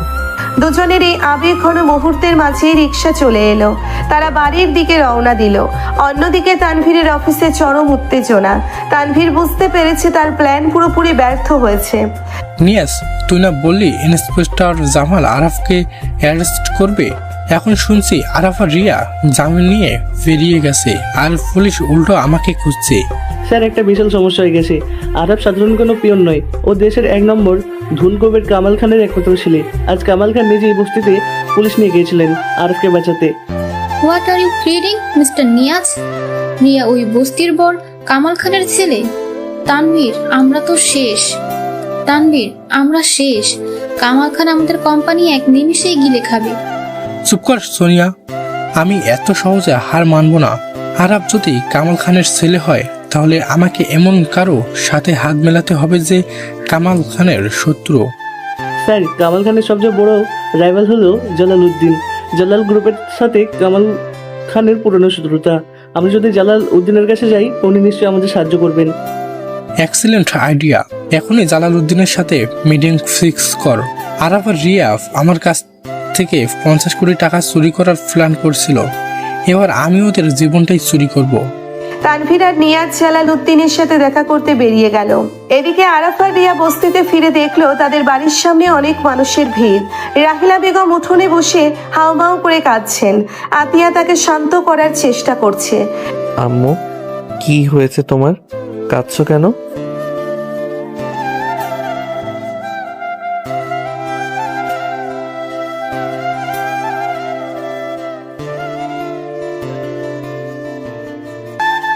আম্মু শান্ত হন। আরাফ কামাল খানের সাথে যায়নি, ও নিজের বুদ্ধিতেই আমাদের দুজনকে আইনিভাবে ছাড়িয়ে এনেছে। রিয়া, তুই আমার ছেলেকে এই বিপদে ফেলেছিস। তুই যদি এ বাড়িতে না আসতি তাহলে আজ ওই লোকটা আমার বাড়ির দরজায় পা রাখার সাহস পেত না। তোরা আজই এই বস্তি ছেড়ে চল, আমরা অন্য কোথাও চলে যাব। আম্মু, তুমি পাগল হয়ে গেছো? আমরা কেন পালিয়ে যাব? পালিয়ে যাওয়া কাপুরুষের কাজ। আমি তানভীরের সাথে লড়াই করব। আমি কোনো লড়াই চাই না আরাফ, আমি শুধু আমার সন্তানদের নিয়ে শান্তিতে বাঁচতে চাই। তুই যদি আমার কথা না শুনিস তাহলে আজই আমি এই বাড়ি ছেড়ে চলে যাব। রাহিলা বেগম রাগে নিজের ঘরে ঢুকে দরজা বন্ধ করে দিলেন। আরাফ হতাশ হয়ে মাটিতে বসে পড়ল, তার দু চোখ দিয়ে পানি গড়িয়ে পড়ছে। রিয়া আরাফের পাশে বসলো। আরাফ, তুমি ভেঙে পড়ো না। আম্মু এখন রাগের মাথায় এসব বলছেন, আমি ওনাকে বুঝিয়ে বলবো। তুমি বুঝছো না রিয়া, আম্মুর জেদ অনেক ভয়ঙ্কর। ওনার অতীত ওনাকে তাড়িয়ে বেড়াচ্ছে। আমি কিছুতেই ওনাকে কষ্ট দিতে পারবো না। আমি এই বাড়ির বড় বউ, আমার একটা দায়িত্ব আছে। তুমি আমাকে বিশ্বাস করো, আমি সব ঠিক করে দেব। রিয়া উঠে রাহিলা বেগমের বন্ধ দরজার সামনে গিয়ে দাঁড়ালো, দরজায় নক করলো। আম্মু, দরজাটা খুলুন। আমি জানি আপনি আমাকে মেনে নিতে পারছেন না, কিন্তু আজ আমাকে আপনার কথা শুনতেই হবে। তুই চলে যা এখান থেকে রিয়া, তুই অলক্ষণে। আমি অলক্ষণে হতে পারি, কিন্তু আমি আপনার ছেলের বউ। আর আরাফ আপনার একার ছেলে নয়, ও আমার স্বামী। আপনি পালিয়ে বাঁচতে চাইছেন, কিন্তু আপনার ছেলে সিংহের মতো লড়তে জানে। আপনি কি চান আপনার ছেলে তানভীরের মতো একটা প্রতারকের কাছে হেরে যাক? আপনি কি চান কামাল খান ভাবুক যে আপনি ভয় পেয়ে পালিয়েছেন? রিয়ার কথায় ভেতর থেকে রাহিলা বেগম থমকে গেলেন। রিয়া খুব শক্ত গলায় কথাগুলো বলেছে। বয়সে ছোট হলেও রিয়ার এই দৃঢ়তা সত্যিই প্রশংসনীয়। কিছুক্ষণ পর দরজা খুলল। রাহিলা বেগমের চোখ লাল। তুই কি বলতে চাস রিয়া? আমি বলতে চাই, আপনার ছেলেকে লড়াই করতে দিন। আমি ওর পাশে আছি। আরাফ কামাল খানের সম্পত্তি চায় না, ও শুধু আপনার সম্মান চায়। আমরা পালাবো না আম্মু, আমরা এখানেই থাকবো এবং সবাইকে প্রমাণ করে দেব যে আরাফ কতখানি শক্তিশালী। রাহিলা বেগম রিয়ার চোখের দিকে তাকালেন। সেখানে কোনো ভয় নেই, আছে এক গভীর আত্মবিশ্বাস। তিনি রিয়াকে জড়িয়ে ধরে কাঁদতে লাগলেন। আরাফ দূর থেকে এই দৃশ্য দেখে চোখের পানি মুছে হাসল। সে বুঝতে পারল তার সিনিয়র বউ আসলেই তার সংসারের হাল শক্ত হাতে ধরেছে। বিকেল গড়িয়ে সন্ধ্যা নেমে এলো। বস্তির পরিবেশ শান্ত। রাহিলা বেগমের হঠাৎ খুব মাথা ব্যথা শুরু হলো। তার ব্লাড প্রেশারের ওষুধ শেষ হয়ে গেছে। আম্মু, আপনি শুয়ে থাকুন, আমি ফার্মেসি থেকে আপনার ওষুধ নিয়ে আসছি। রিয়া, বাইরে অনেক অন্ধকার, আপনি একা যাবেন না? আমি যাচ্ছি। আরে, তুমি সারাদিন অনেক ধকল সহ্য করেছো, তুমি একটু বিশ্রাম নাও। বস্তির মোড়ে তো ফার্মেসি, আমি এক্ষুনি চলে আসবো। রিয়া দ্রুত একটা শাল গায়ে জড়িয়ে বাইরে বেরিয়ে গেল। আরাফ ঘরে বসে ল্যাপটপে জালালউদ্দিনের কোম্পানির কিছু গোপন ডেটা হ্যাক করার চেষ্টা করছিল। হঠাৎ আরাফের ফোনে একটা আননোন নাম্বার থেকে কল এলো। হ্যালো, কে বলছেন? কেমন আছিস আরাফ? তোর ওই বস্তির বউয়ের ওষুধ কিনতে গিয়ে তো অনেক দেরি হয়ে যাচ্ছে, ভাবলাম তোকে খবরটা দিই। তানভীর, তুই রিয়াকে কোথায় লুকিয়েছিস? যদি ওর গায়ে একটা আচরও লাগে আমি তোকে জ্যান্ত জ্বালিয়ে দেব। রাগের মাথায় মানুষ অনেক কিছু বলে। শোন আরাফ, তোর বউ এখন আমার আর জালাল সাহেবের কবজায়। জালাল সাহেব কামাল খানের পুরনো হিসেব মেটাতে চান, আর আমি চাই তোর পতন। তোরা রিয়াকে ছেড়ে দে, তোদের যা দরকার আমি দেব। আমার দরকার তোর কোম্পানির সব শেয়ার আর তোর বাবার ধ্বংস। আজ রাত 12টার মধ্যে যদি তুই একা জালাল সাহেবের পুরনো গোডাউনে না আসিস, তবে কাল সকালে তোর বউয়ের লাশ বস্তির ড্রেনে পাবি। হঠাৎ ফোনে রিয়ার চিৎকার শোনা গেল। আরাফ, তুমি এখানে এসো না, ওরা তোমাকে মেরে ফেলবে। আরাফ। রিয়ার কথার মাঝখানেই একটা প্রচন্ড চড়মারার শব্দ হলো। তারপরই একটা গুলির আওয়াজ। আরাফের কানের কাছে ফোনটা যেন পাথর হয়ে গেল। রিয়া, রিয়া। লাইনটা কেটে গেল। আরাফের চোখের সামনে পুরো পৃথিবীটা দুলতে শুরু করলো। রিয়া কি বেঁচে আছে? জালালউদ্দিন আর তানভীর কি সত্যিই রিয়াকে মেরে ফেললো? আরাফ কি তার ভালোবাসাকে বাঁচাতে পারবে, নাকি এই রাতেই ধ্বংস হয়ে যাবে সবকিছু? রহস্য আর বিপদের এক ভয়ঙ্কর জালে আটকে গেল আরাফ। রিয়া, চোখ খুলুন। রিয়া, আমার দিকে তাকান। আরাফ, তুমি কেন এলে? ওরা তোমাকে মেরে ফেলবে, এখান থেকে চলে যাও তুমি। আপনাকে এই অন্ধকারে একা ফেলে আমি কিভাবে থাকবো? আপনার গায়ে হাত দেওয়ার পর আমি এই পুরো পৃথিবী জ্বালিয়ে দেব। অন্ধকার গোডাউনের স্যাঁতসেঁতে মেঝেতে রক্তাক্ত অবস্থায় পড়ে আছে রিয়া। তানভীরের একটা গুলি রিয়ার হাতের পাশ ঘেঁষে বেরিয়ে গেছে, কিন্তু প্রচণ্ড রক্তপাত আর ভয়ে সে প্রায় অচেতন। আরাফ দৌড়ে গিয়ে রিয়ার মাথাটা নিজের কোলের উপর তুলে নিল। তার দুই চোখ দিয়ে অঝরে পানি পড়ছে। কিরে বস্তির হিরো, বউয়ের জন্য মরতে চলে এলি? আমি তো ভেবেছিলাম তুই পুলিশ নিয়ে আসবি, কিন্তু তুই তো দেখছি সত্যিই বোকা প্রেমিক। তানভীর, ওকে বেশি কথা বলার সুযোগ দিস না। রুস্তম ছেলেটার হাত পা শক্ত করে বেঁধে ফেল। আজ কামাল খানের অহংকারী ছেলে, আর তো না দামে নিজের কানে শুনবো। ওর বাবার জন্য আমি আমার অর্ধেক সম্পত্তি হারিয়েছিলাম, আজ ওর বাবাকে আমি তার ছেলে লাশ উপহার দেবো। জালাল সাহেব, আমার বাবার সাথে আপনার পুরনো শত্রুতা থাকতে পারে, কিন্তু আমার স্ত্রীর গায়ে হাত দিয়ে আপনি আপনার নিজের মৃত্যু ডেকে এনেছেন। আপনি জানেন না আপনি কার লেজে পা দিয়েছেন। চুপ কর বেয়াদব, তোর মতো একটা সামান্য আইটি কোম্পানির মালিক আমাকে মৃত্যুর ভয় দেখাচ্ছে। তুই তো তোর বাপের টাকা বড় হসনি, তুই তো বস্তিতে বড় হয় একটা রাস্তার কুকুর রুস্তম মার্শালাকে। রুস্তম নামের বিশাল দেহের এক গুন্ডা একটা লোহার রড নিয়ে আরাফের দিকে এগিয়ে এলো। আরাফ আলতো করে রিয়ার মাথাটা মেঝেতে রাখলো। তার চোখে এখন আর কোনো ভয় বা কান্না নেই, আছে এক আদিম হিংস্রতা। রুস্তম রড দিয়ে আঘাত করার আগেই আরাফ বিদ্যুৎ গতিতে নিচু হয়ে রুস্তমের পায়ে সজোরে লাথি মারলো। রুস্তম বিশাল শব্দ করে মেঝেতে লুটিয়ে পড়লো। এই তোরা দাঁড়িয়েছিস কেন? সবাই মিলে ধর ওকে। গোডাউনের অন্ধকার কোণ থেকে আরো 5-6 জন গুন্ডা আরাফকে ঘিরে ফেললো। আরাফ জানে সে একা এতজনের সাথে বেশিক্ষণ পারবে না, কিন্তু রিয়ার জন্য এসে নিজের শেষ রক্তবিন্দু দিয়ে লড়তে প্রস্তুত। শুরু হলো এক ভয়ঙ্কর লড়াই। আরাফ দুজনের হাত মুচড়ে ভেঙে দিল, কিন্তু পেছন থেকে একজন আরাফের পিঠে রড দিয়ে সজোরে আঘাত করলো। আরাফ যন্ত্রণায় হাঁটু গেড়ে বসে পড়লো, তার মুখ থেকে রক্ত বেরিয়ে এলো। আরাফ, তানভীর, ওকে ছেড়ে দে। তোদের যা টাকা লাগে আমি দিব। আমার স্বামীকে তোরা মারিস না। খুব তো ভালোবাসা দেখছি। তানভীর, বন্দুকটা আমাকে দে, আমি নিজের হাতে ওর মাথার খুলি উড়াবো। জালালউদ্দিন পিস্তল তাক করলো আরাফের দিকে। আরাফ চোখ বন্ধ করে একবার তার মায়ের মুখটা মনে করার চেষ্টা করলো। হঠাৎ গোডাউনের বিশাল লোহার দরজা প্রচন্ড শব্দে ভেঙে পড়লো। এক ঝলক তীব্র আলোয় সবার চোখ ধাঁধিয়ে গেল। জামাল, আমার ছেলের দিকে তাক করা বন্দুকটা নামিয়ে নে, নইলে তোর পুরো বংশ আমি আজ এই গোডাউনের কবর দেব। কামাল খান তার নিজস্ব বডিগার্ড কাদের এবং পুলিশের বিশাল এক বাহিনী নিয়ে গোডাউনে প্রবেশ করলেন। সাথে আছেন পুলিশ কমিশনার স্বয়ং। পুলিশ চারিদিক থেকে জালালউদ্দিন আর তানভীরের গুন্ডাদের ঘিরে ফেলল। কামাল, তুই এখানে কিভাবে এলি? তুই ভেবেছিস আমার ছেলের উপর আমি নজর রাখি না? আমার রক্ত এই বস্তিতে থাকলেও সে কার সাথে লড়ছে তার সব খবর আমার কাছে থাকে। কমিশনার সাহেব, জালাল আর ওর সব কুত্তাকে অ্যারেস্ট করুন। You are under arrest mister Jalaluddin. Inspector Jamal তানভীরকে হাতকড়া পরাও। ইন্সপেক্টর জামাল তানভীরকে হাতকড়া পরাও। ইন্সপেক্টর জালাল দৌড়ে গিয়ে তানভীরের হাতে হাতকড়া পরিয়ে দিল। তানভীর ভয়ে থরথর করে কাঁপছে। আরাফ কোনো দিকে ভ্রুক্ষেপ না করে রিয়ার কাছে ছুটে গেল। সে নিজের শার্ট ছিঁড়ে রিয়ার ক্ষত স্থানটা শক্ত করে বেঁধে দিল রক্ত বন্ধ করার জন্য। রিয়া, আপনি চোখ খোলা রাখুন, আমি আপনাকে কিছু হতে দেব না। তুমি বেঁচে আছো আরাফ, আমার আর কিছুই চাই না। আরাফ ছেলে, তুই ঠিক আছিস তো? তোর অনেক রক্ত পড়েছে। কাদের, তাড়াতাড়ি গাড়ি বের কর, ওদের হাসপাতালে নিতে হবে। মিস্টার খান, আমি আপনার কাছে কোনো সাহায্য চাইনি। আমি একাই আমার বউকে বাঁচাতে পারতাম। আপনার এই করুণার জন্য আমি আমার মায়ের সম্মান বিক্রি করব না।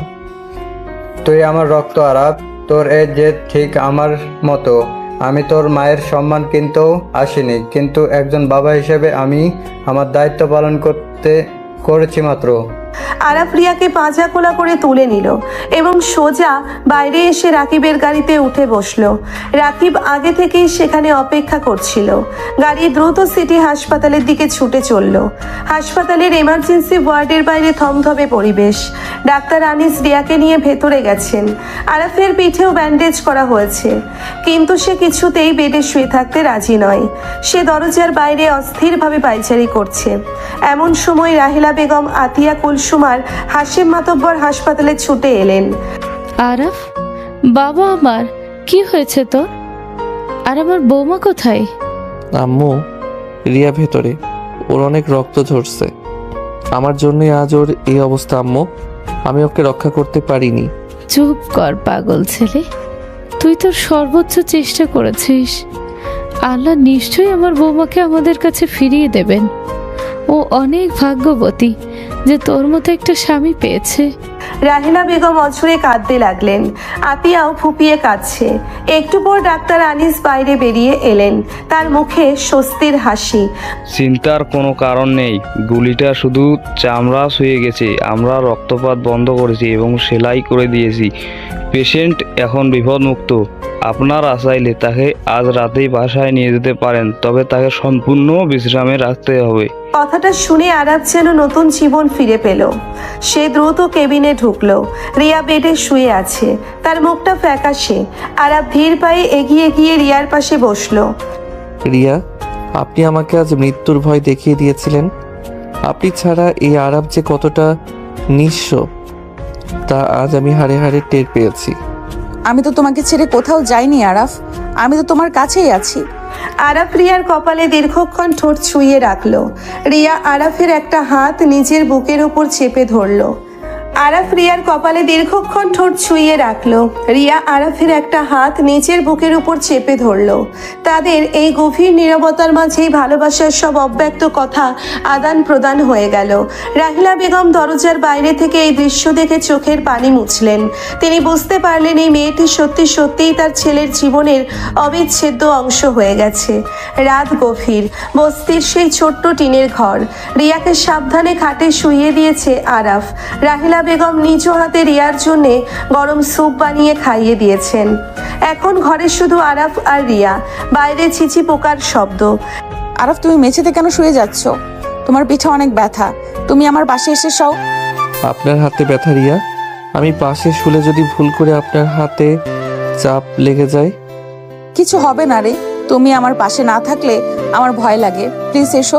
রিয়ার এমন আকুল আহ্বানে আরাফ আর না করতে পারল না। সে সন্তর্পণে রিয়ার পাশে শুয়ে পড়ল। রিয়া নিজের সুস্থ হাতটা দিয়ে আরাফের বুকে মাথা রাখলো। আরাফ এক হাত দিয়ে রিয়াকে নিজের সাথে জড়িয়ে নিল। জানো আরাফ, তানভীর যখন আমাকে তালাক দিয়ে তোমার ঘাড়ে চাপিয়ে দিল, তখন আমি ভেবেছিলাম আমার জীবনটা শেষ। আমি তোমাকে ঘেন্না করতাম, কিন্তু আজ মনে হচ্ছে তানভীর আমার জীবনে সবচেয়ে বড় উপকারটা করেছে। ও আমাকে তোমার মতো একটা অমূল্য রতন উপহার দিয়েছে। আপনি রত্ন চিনতে ভুল করেছেন রিয়া। আমি কোনো সাধারণ মানুষ নই। আমার পরিচয়, আমার অতীত সবকিছু একটা মিথ্যার উপর দাঁড়িয়ে আছে। আমি হয়তো আপনাকে আপনার প্রাপ্য সম্মানটুকু দিতে পারবো না। সম্মান টাকা দিয়ে মাপা যায় না আরাফ। আজ যখন জালাল উদ্দিনের সামনে তুমি আমার জন্য নিজের জীবন বাঁচিয়ে রাখলে, তখন আমি বুঝেছি একজন স্বামীর আসল রূপ কেমন হয়। আমি তোমার এই বস্তিতে সারা জীবন কাটিয়ে দিতে রাজি আছি। রিয়ার কথাই আরাফের চোখে পানি চলে এলো। সে রিয়ার ভেজা চুলগুলো কানের পিছনে গুজে দিল। রিয়ার চোখের দিকে তাকিয়ে আরাফ নিজেকে আর সামলাতে পারল না। সে রিয়ার ঠোঁটে আলতো করে নিজের ঠোঁট ছুঁয়ে দিল। রিয়া কোনো বাধা দিল না, বরং নিজেকে সম্পূর্ণভাবে আরাফের কাছে সমর্পণ করলো। তাদের এই অসম বয়সের সম্পর্ক আজ সমস্ত দূরত্ব, মান অভিমান আর সমাজের নিয়ম ভেঙে এক পবিত্র ভালোবাসায় পরিণত হলো। বস্তির এই ছোট ঘরটি আজ পৃথিবীর সবচেয়ে সুখী প্রাসাদে পরিণত হলো।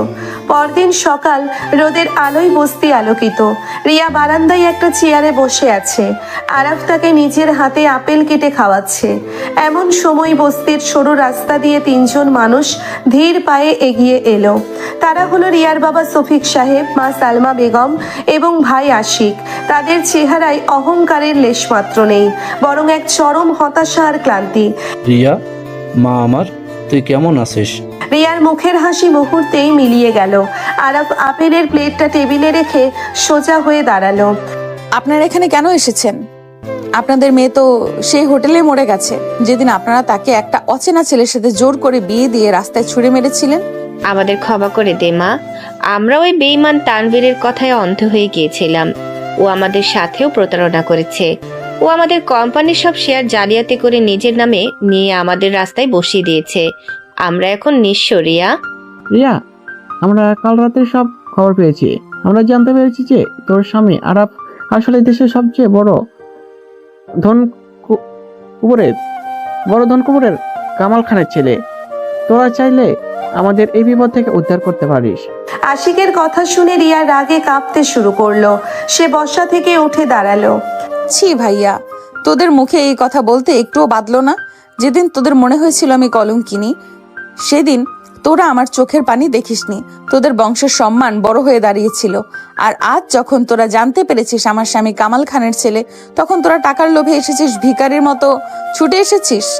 রিয়া, আমরা তোর পরিবার, রক্তের সম্পর্ক কি এত সহজে অস্বীকার করা যায়? রক্তের সম্পর্ক তো আপনারা অস্বীকার করেছিলেন বাবা। সেদিন এই আরাফ নিজের সম্মান বাজি রেখে আমাকে আশ্রয় দিয়েছিল। আমার শাশুড়ি মা, যিনি আমাকে চিনতেনও না, তিনি আমাকে নিজের মেয়ের মতো বুকে টেনে নিয়েছে। আপনার পরিবার এখন এরা। আপনারা যে রাস্তা দিয়ে এসেছেন, দয়া করে সেই রাস্তা দিয়েই ফিরে যান। তুই এত অহংকার করিস না। আরাফ কামাল খানের ছেলে হতে পারে, কিন্তু ও তোকে ভালোবাসে না। ও শুধু তোকে দয়া করে নিজের কাছে রেখেছে। মুখ সামনে কথা বলুন আশিক সাহেব। রিয়া শুধু আমার স্ত্রী নয়, সে আমার জীবনের সবচেয়ে বড় শক্তি। আর আপনাদের যদি টাকার এতই দরকার হয়, তবে আমার অফিসে গিয়ে আমার ম্যানেজার রাকিবের সাথে যোগাযোগ করবেন। আমি আপনাদের ভিক্ষে দেব, কিন্তু আমার স্ত্রীর সামনে দাঁড়িয়ে আপনাদের এই নোংরা নাটক আমি আর এক মুহূর্ত সহ্য করব না। আরাফের ধমকে শফিক সাহেব আর আশিক মাথা নিচু করে রইল। তারা বুঝতে পারলো রিয়াকে তারা চিরতরে হারিয়েছে। তারা অপমানিত হয়ে বস্তি ছেড়ে চলে গেল। রিয়া আরাফের বুকে মাথা লুকিয়ে অঝরে কাঁদতে লাগলো। আরাফ পরম মমতায় তার মাথায় হাত বুলিয়ে তাকে শান্ত করার চেষ্টা করলো। দুপুর গড়িয়ে বিকেল হলো। আরাফ তার ল্যাপটপ নিয়ে কিছু জরুরি কাজ সারতে রাকিবের সাথে দেখা করতে বাইরে গেল। রিয়া ঘরে বসে আরাফের আলমারিটা গুছিয়ে রাখছিল। আরাফের একটা পুরনো জ্যাকেটের পকেট থেকে হঠাৎ একটি নীল রঙের খাম নিচে পড়ে গেল। খামটা দেখতে বেশ পুরনো এবং এর উপর কোনো খাম লেখা নেই। রিয়া কৌতূহলী হয়ে খামটা খুলল। ভেতরে কয়েকটা পুরনো কাগজ আর একটা চিঠি। চিঠিটা রিয়ার কোম্পানির লিগ্যাল প্যাডে লেখা এবং নিচে রিয়ার কোম্পানির সাবেক ম্যানেজার নিয়াজের স্বাক্ষর। রিয়া চিঠিটা পড়তে শুরু করলো। স্যার, আপনার নির্দেশ মতো সব কাজ সম্পন্ন হয়েছে। তানভীর ঠিক আপনার পাতা ফাঁদে পা দিয়েছে। ও বিশ্বাস করেছে যে আপনার সাথে হাত মেলালে ও রিয়ার পুরো কোম্পানি দখল করতে পারবে। আগামী শুক্রবার তানভীর রিয়া ম্যাডামকে নিয়ে সেই হোটেলে যাবে। আপনি ঠিক সময়ে হোটেলের ওই রুমে পৌঁছে যাবেন। মনে রাখবেন, রিয়া ম্যাডাম যেন কোনোভাবেই বুঝতে না পারে যে তানভীরকে এই বুদ্ধিটা আপনিই দিয়েছেন। আপনার মিশন বসের বউ এই প্রথম ধাপ সফল হতে চলেছে। চিঠিটা পড়ার সাথে সাথে রিয়ার হাত থেকে কাগজগুলো মাটিতে পড়ে গেল। তার সারা শরীর থরথর করে কাঁপছে, মাথাটা চক্কর দিয়ে উঠল। এই চিঠির মানে কি? আরাফ কি আগে থেকেই সব জানতো? আরাফিকে নিয়াজ আর তানভীরকে ব্যবহার করে এই পুরো হোটেলের নাটকটা সাজিয়েছিল। কিন্তু কেন? ঠিক সেই মুহূর্তে ঘরের দরজায় এসে দাঁড়ালো সোনিয়া, তানভীরের সেই অহংকারী পার্টনার। তার চোখে মুখে এক শয়তানির হাসি। কি রিয়া, নিজের স্বপ্নের রাজপুত্রের আসল রূপ দেখে খুব অবাক হচ্ছিস, তাই না? তুই ভেবেছিলি তানভীর তোর সাথে বেইমানি করেছে। আসলে তানভীর তো একটা পুতুল মাত্র। আসল মাস্টারমাইন্ড তো তোর ওই সাধু স্বামী আরাফ। ও তোর কোম্পানি দখল করার জন্য আর আনবীরকে ধ্বংস করার জন্য তোকে একটা সিঁড়ি হিসেবে ব্যবহার করেছে মাত্র। মিথ্যে কথা। সোনিয়া, তুই এখান থেকে বেরিয়ে যা। আমি তোর কোনো কথা বিশ্বাস করি না। বিশ্বাস না হলে তোর স্বামীকে সরাসরি জিজ্ঞেস করে দেখিস। ও কামাল খানের রক্তের সুযোগ্য উত্তরাধিকারী। ওরা শুধু খেলতে জানে, ভালোবাসতে নয়। সোনিয়া হাসতে হাসতে বেরিয়ে গেল। রিয়া ফ্লোরে বসে চিঠিটার দিকে শূন্য দৃষ্টিতে তাকিয়ে রইল। তার এত দিনের গড়ে ওঠা বিশ্বাস, ভালোবাসা, সম্মান সবকিছু যেন এক মুহূর্তে তাসের ঘরের মতো ভেঙে পড়ছে। আরাফ যদি সত্যি এই চক্রান্তের মূল হোতা হয়, তবে রিয়া এখন কোথায় যাবে? এই বিয়ের আসল উদ্দেশ্য কি ছিল? আরাফের এই ভয়ঙ্কর রহস্যের জাল রিয়াকে কোন নতুন নরকের দিকে ঠেলে দিচ্ছে? রিয়া ফ্লোরে বসে চিঠিটার দিকে শূন্য দৃষ্টিতে তাকিয়ে আছে। সোনিয়ার বলা প্রতিটি কথা তার কানের কাছে বিষাক্ত তীরের মতো বিঁধছে। আরাফ কি সত্যিই এত বড় চক্রান্তকারী? এতদিনের জমানো বিশ্বাস আর ভালোবাসা কি পুরোটাই একটা নিখুঁত অভিনয়? এমন সময় দরজার ওপাশ থেকে আরাফের গলার আওয়াজ শোনা গেল। আরাফ ঘরে ঢুকে দেখলো রিয়া মেঝেতে বসে কাঁদছে, আর তার হাতে সেই নীল রঙের খাম। রিয়া, আপনি নিচে বসে আছেন কেন আর কাঁদছেন কেন? আপনার হাতে ওটা কি? এই খামটা তোর জ্যাকেটের পকেট থেকে পড়েছে আরাফ। এটা নিয়াজের লেখা চিঠি। এখানে পরিষ্কার লেখা আছে যে আমাকে ফাঁসানোর মূল মাস্টার মাইন্ড তুমি। সোনিয়া একটু আগে এসে আমাকে সব বলে গেছে। তুমি আমাকে জবাব দাও আরাফ, তুমি কি সত্যিই আমার সাথে এই জঘন্য খেলাটা খেলেছো? আরাফ চিঠিটার দিকে একবার তাকালো। তার চোখে মুখে কোনো অপরাধ বোধ বা ভয় দেখা গেল না, বরং সে খুব শান্তভাবে রিয়ার সামনে হাঁটু গেড়ে বসলো। আপনি সোনিয়ার কথাই বিশ্বাস করলেন রিয়া? ওই মেয়েটা যে একটা আস্ত সাপ তা তো আপনি ভালো করেই জানেন। আমি সোনিয়ার কথায় বিশ্বাস করিনি আরাফ, কিন্তু এই চিঠিটা তো তোমার পকেটেই ছিল। তুমি যদি নির্দোষ হও তবে নিয়াজের লেখা এই চিঠি তোমার কাছে কি করছে? আমাকে সত্যিটা বলো আরাফ, নইলে আমি আজই এই বাড়ি ছেড়ে চলে যাব। আপনি কোথাও যাবেন না রিয়া।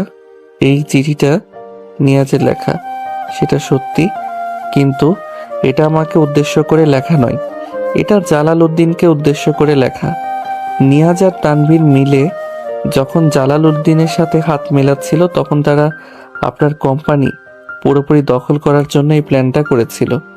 আমি গতকাল রাতে জালাল উদ্দিনের গোডাউনে যাওয়ার আগে ওদের সার্ভার হ্যাক করে এই চিঠির অরিজিনাল স্ক্যান কপি বের করি। এটা আমি কোর্টে প্রমাণ হিসেবে জমা দেওয়ার জন্য প্রিন্ট করে পকেটে রেখেছিলাম। তাহলে সোনিয়া কেন বলল যে তুমি মাস্টার মাইন্ড? কারণ ওরা এখন পুরোপুরি দেয়ালে পিঠ থেকে যাওয়া শিয়ালের মতো আচরণ করছে। তানভীর আর জালাল উদ্দিন জেলে। সোনিয়া বুঝতে পেরেছে যে ওদের বাঁচার আর কোনো রাস্তা নেই, তাই ও শেষ চেষ্টা হিসেবে আমাদের দুজনের মাঝে ভুল বোঝাবুঝি তৈরি করতে এসেছিল।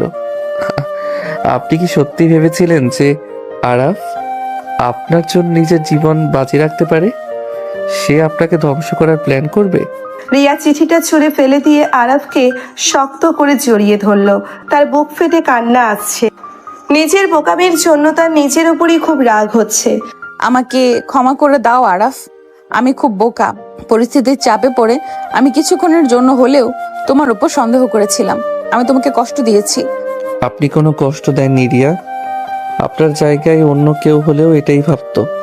সোনিয়া খুব চালাকি করে চালটা চেলেছিল, কিন্তু ও জানে না যে আরাফ আর রিয়ার সম্পর্কের ভিত্তি এত ঠুনকো নয়। এবার আপনি চোখের পানি মুছুন, আমাদের আজ অনেক কাজ বাকি। তানভীরের চ্যাপ্টার আজ চিরতরে ক্লোজ করতে হবে। পরের দিন সকালবেলা সেন্ট্রাল জেলের ভিজিটর্স রুমে বসে আছে তানভীর, নিয়াজ এবং জালাল উদ্দিন। তাদের পরনে কয়েদির পোশাক, চোখে মুখে সেই পুরনো অহংকার আর নেই, আছে কেবল চরম হতাশা আর ভয়। রুমের দরজা খুলে ভেতরে প্রবেশ করলো আরাফ এবং রিয়া। তাদের পিছনে ব্যারিস্টার আসিফ। রিয়া, তুই আমাকে দেখতে এসেছিস? আমাকে এখান থেকে বের কর রিয়া। আমি এই জেলের নোংরা খাবার খেতে পারছি না, ওরা আমাকে মারধর করছে।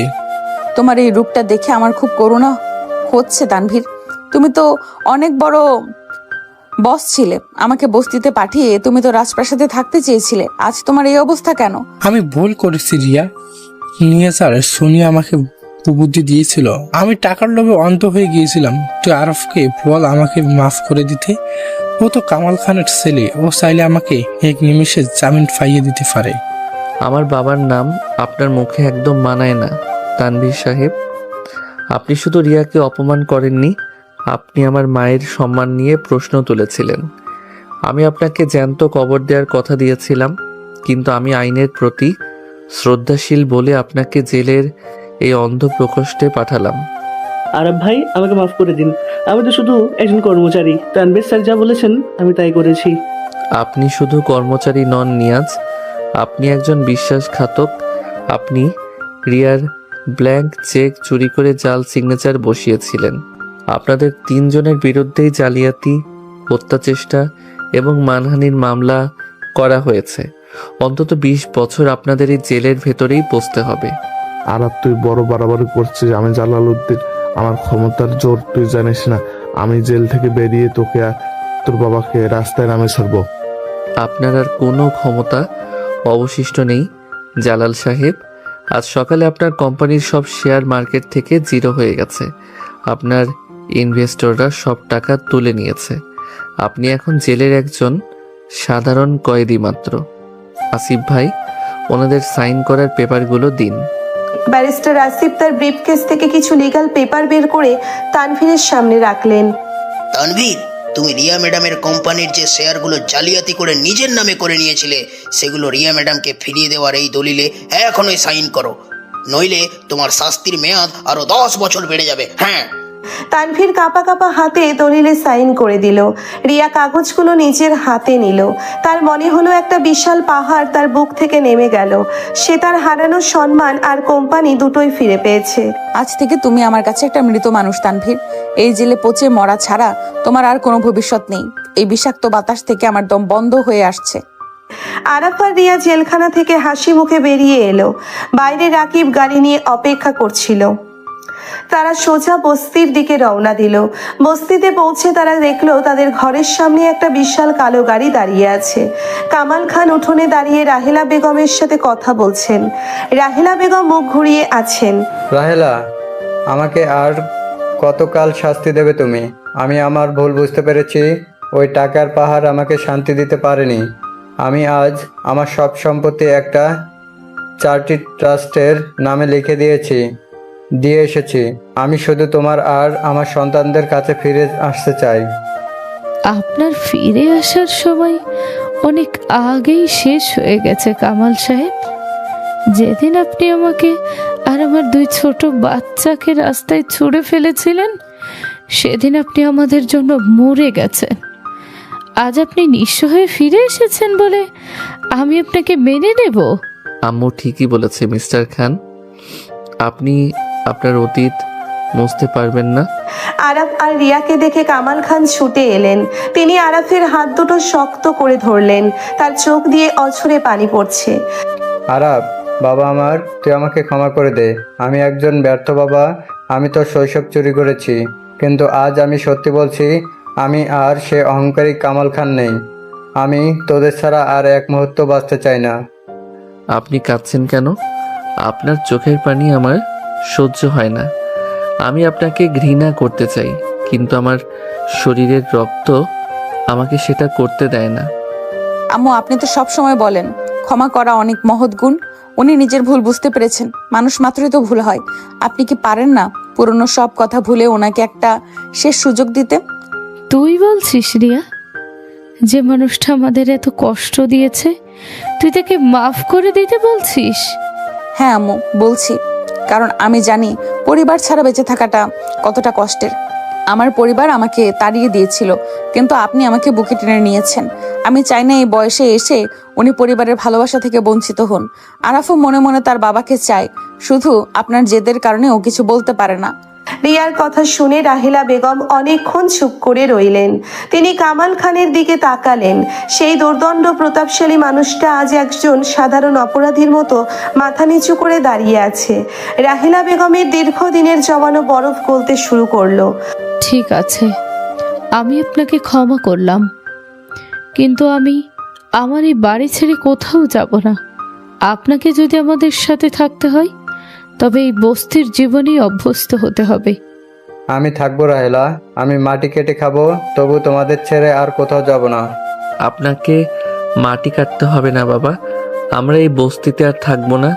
আম্মু, তুমি তোমার জেদ ধরে রেখেছিলে বলে আমি এত বছর কিছু বলিনি, কিন্তু আজ আমি আমার নিজের উপার্জনের টাকায় একটা নতুন বাড়ি কিনেছি। আজ বিকেলে আমরা সবাই আমাদের নতুন বাড়িতে উঠবো। সত্যি বলছিস ভাইয়া? আমরা নতুন বাড়িতে যাব? সেখানে কি আমার জন্য আলাদা রুম থাকবে? হ্যাঁ রে পাগলি, তোর জন্য সবচেয়ে বড় রুমটা রেখেছি। রাকিব, সব জিনিসপত্র প্যাক করার ব্যবস্থা কর। বিকেলের দিকে আরব সবাইকে নিয়ে শহরের এক অভিজাত এলাকায় পৌঁছলো। সেখানে একটি চমৎকার সাজানো ডুপ্লেক্স বাড়ি, বাড়ির সামনে সুন্দর বাগান। বাড়িটা দেখে রাহিলা বেগম আর আতিয়া খুশিতে আত্মহারা হয়ে গেল।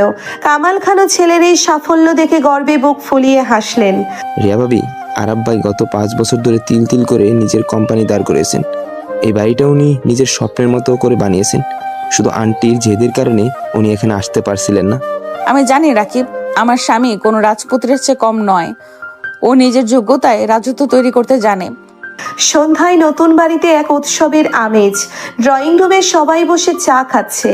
এমন সময় কলিং বেল বেজে উঠল। আরাফ গিয়ে দরজা খুলল। দরজায় দাঁড়িয়ে আছে রিয়ার বাবা শফিক সাহেব, মা সালমা বেগম এবং ভাই আসিফ। তাদের মুখ কাছুমাছু। আরাব বাবা, আমরা কি একটু ভেতরে আসতে পারি? আসুন, ভেতরে আসুন। তারা তিনজন ড্রয়িং রুমে প্রবেশ করলো। রিয়া তাদের দিকে বসা থেকে উঠে দাঁড়ালো, তার চোখে মুখে বিরক্তি। আপনারা আবার এখানে কেন এসেছেন? আমি না আপনাদের বলেছিলাম আমার জীবনে আপনাদের আর কোনো প্রয়োজন নেই? রিয়া, আমরা তোর কাছে ক্ষমা চাইতে এসেছি। তানভীর আমাদের সব সম্পত্তি ধ্বংস করে দিয়েছিল, কিন্তু আজ সকালে ব্যাংক থেকে আমাদের জানানো হয়েছে যে আরব ওর নিজস্ব ফান্ড থেকে আমাদের কোম্পানি সব ঋণ শোধ করে দিয়েছে এবং আমাদের কোম্পানি আবার চালু করার ব্যবস্থা করে দিয়েছে। আমরা এই উপকার কোনোদিন ভুলবো না। আরফ, তুমি এসব করেছো? তুমি আমাকে একবারও জানাওনি। আমি শুধু আমার দায়িত্ব পালন করেছি রিয়া। আমি চাইনি আমার স্ত্রীর পরিবার পথে বসে যাক। মারিয়া, আমাদের ক্ষমা করে দে। আমরা বুঝতে পারিনি তুই কতটা ভাগ্যবতী যে আরাপের মতো একটা ছেলেকে স্বামী হিসাবে পেয়েছিস। তুই আমাদের সাথে আমাদের বাড়িতে ফিরে চল মা। আপনাদের বাড়িতে? যে বাড়ি থেকে আপনারা আমাকে ঘাড় ধাক্কা দিয়ে বের করে দিয়েছিলেন, আমি আর কোনো দিন সেই বাড়িতে পা রাখবো না। আপনারা আজ আরাফের টাকায় আপনাদের সম্মান ফিরে পেয়েছেন। ভাইয়া, তুমি সেদিন আমাকে অনেক অপমান করেছিলে। আজ আমার স্বামী তোমাদের কোম্পানি তানভীরের হাত থেকে বাঁচিয়েছে। আমি তোমাদের সব ঋণ শোধ করে দিলাম, কিন্তু আমার আসল পরিবার এখন শুধু আরাফ আর এই বাড়ির মানুষগুলো। দয়া করে আমাকে আর কোনো দিন আপনাদের ওই স্বার্থপর পৃথিবীতে ডাকবেন না। রিয়া, তুই এত কঠোর হোস না মা, আমরা তোর বাবা মা। আপনারা আমার বাবা মা ছিলেন, কিন্তু অভিভাবক হতে পারেননি। আমার অভিভাবক এখন আমার স্বামী আরাফ আর আমার আম্মু রাহেলা বেগম। আপনারা এখন যেতে পারেন। রিয়ার এমন স্পষ্ট কথায় শফিক সাহেব আর আশিক মাথা নিচু করে বাড়ি থেকে বেরিয়ে গেল। তারা বুঝতে পারল রিয়াকে তারা চিরতরে হারিয়ে ফেলেছে। রিয়া দীর্ঘশ্বাস ফেলে সোফায় বসলো। রাহেলা বেগম এসে রিয়ার মাথায় হাত বুলিয়ে দিলেন। তুই খুব সাহসী মেয়ে রিয়া, আমি তোর জন্য অনেক গর্বিত। আজ থেকে তুই শুধু আমার বউ মানুষ, তুই আমার নিজের মেয়ে। রাত 12টা, চারিদিক নিস্তব্ধ। নতুন বাড়ির বিশাল ব্যালকনিতে রিয়া দাঁড়িয়ে আছে। ফুরফুরে বাতাসে তার চুলগুলো উঠছে। আকাশের দিকে তাকিয়ে সে ভাবছে মানুষের জীবন কতটা অদ্ভুত। কয়েক মাস আগে সে ছিল তানভীরের প্রতারণার শিকার, এক নিঃস্ব নারী। আর আজ সে এক বিশাল সাম্রাজ্যের রানী, যার পাশে আছে পৃথিবীর সবচেয়ে নির্ভরযোগ্য এক জীবন সঙ্গী। পেছন থেকে আরাফ এসে রিয়ার কোমর জড়িয়ে ধরলো। রিয়া আলতো করে আরাফের বুকে মাথা রাখলো। কি ভাবছেন এতক্ষণ ধরে? আপনার কি এখনো তানভীরের কথা মনে পড়ছে? পাগল, ওই লোকটার কথা ভেবে আমি আমার এই সুন্দর সময় নষ্ট করব কেন? আমি তো ভাবছি তোমার কথা। তুমি এত ছোট বয়সে এত ম্যাচিউর হলে কিভাবে? তুমি তো পুরো ম্যাজিক জানো। আমি কোনো ম্যাজিক জানি না রিয়া, আমি শুধু পরিস্থিতি থেকে শিখেছি। আমি যখন বস্তিতে থাকতাম তখন থেকে আমি স্বপ্ন দেখতাম এমন একটা জীবনের, আর সেই জীবনে একটা সুন্দর পরীর অভাব ছিল। আল্লাহ আমার সেই অভাবটা আপনাকে দিয়ে পূরণ করে দিয়েছেন। জানো আরাফ, প্রথম দিন আমাদের বিয়ে হলে আমি ভেবেছিলাম এই অসম বয়সের পার্থক্য কোনোদিন টিকবে না। সমাজের মানুষ কি বলবে? আমি সিনিয়র আর তুমি আমার চেয়ে জুনিয়র। আমার খুব ভয় করতো। ভালোবাসা কোনো বয়স মানে না রিয়া, সম্মান আর বিশ্বাসটাই আসল। আপনি বয়সে আমার চেয়ে বড় হতে পারেন, কিন্তু সম্পর্কের ক্ষেত্রে আমরা দুজন সমান। আপনি আমার সিনিয়র বউ আর আমি আপনার সেই বাধ্য জুনিয়র স্বামী, যে সারা জীবন আপনার সব আদেশ মাথা পেতে নেবে। তাই বুঝি? তাহলে আমার প্রথম আদেশ হলো তুমি আমাকে আর কোনো দিন আপনি করে বলবে না, আমাকে তুমি করে বলতে হবে। স্বামী স্ত্রীর মাঝে এই আপনি শব্দটা বড্ড বেশি দূরত্বের মনে হয়। এটা তো খুব কঠিন আদেশ। আচ্ছা বাবা, ঠিক আছে, আমি চেষ্টা করব, কিন্তু তুমিও আমাকে কথা দাও, পরিস্থিতি যেমনই হোক না কেন তুমি আর কোনোদিন আমাকে অবিশ্বাস করবে না। আমি কথা দিচ্ছি আরাফ, এই পৃথিবীতে আমি যদি সবচেয়ে বেশি কাউকে বিশ্বাস করি তবে সেটা তুমি। তুমি আমার জীবনের সেই আলো যে আমাকে অন্ধকারের হাত থেকে বাঁচিয়েছে। আমি তোমাকে অনেক ভালোবাসি আরাফ। আমিও তোমাকে অনেক ভালোবাসি রিয়া। আমার এই পুরো সাম্রাজ্য, আমার সমস্ত অর্জন শুধু তোমার জন্য। আরাফ রিয়াকে নিজের দিকে ঘুরিয়ে নিল। চাঁদের স্নিগ্ধ আলোয় দুজন দুজনের চোখের দিকে তাকিয়ে হারিয়ে গেল এক অসীম ভালোবাসার সাগরে। আরাফ রিয়ার কপালে গভীর ভালোবাসার পরশ এঁকে দিল। সমস্ত চক্রান্ত, ভুল বোঝাবুঝি আর কষ্টের অবসান ঘটিয়ে আজ তারা এক নতুন জীবনের সূচনা করলো। বসের বউ হিসেবে যে মেয়েটির জীবন ধ্বংস হতে বসেছিল, আজ সেই মেয়েটি আরাফের ভালোবাসায় সিক্ত হয়ে গর্বের সাথে সিনিয়র বউয়ের আসন অলঙ্কৃত করলো। তাদের এই অসম বয়সের প্রেম সমাজের সমস্ত কুসংস্কারকে জয় করে এক চিরন্তন রূপকথায় পরিণত হলো।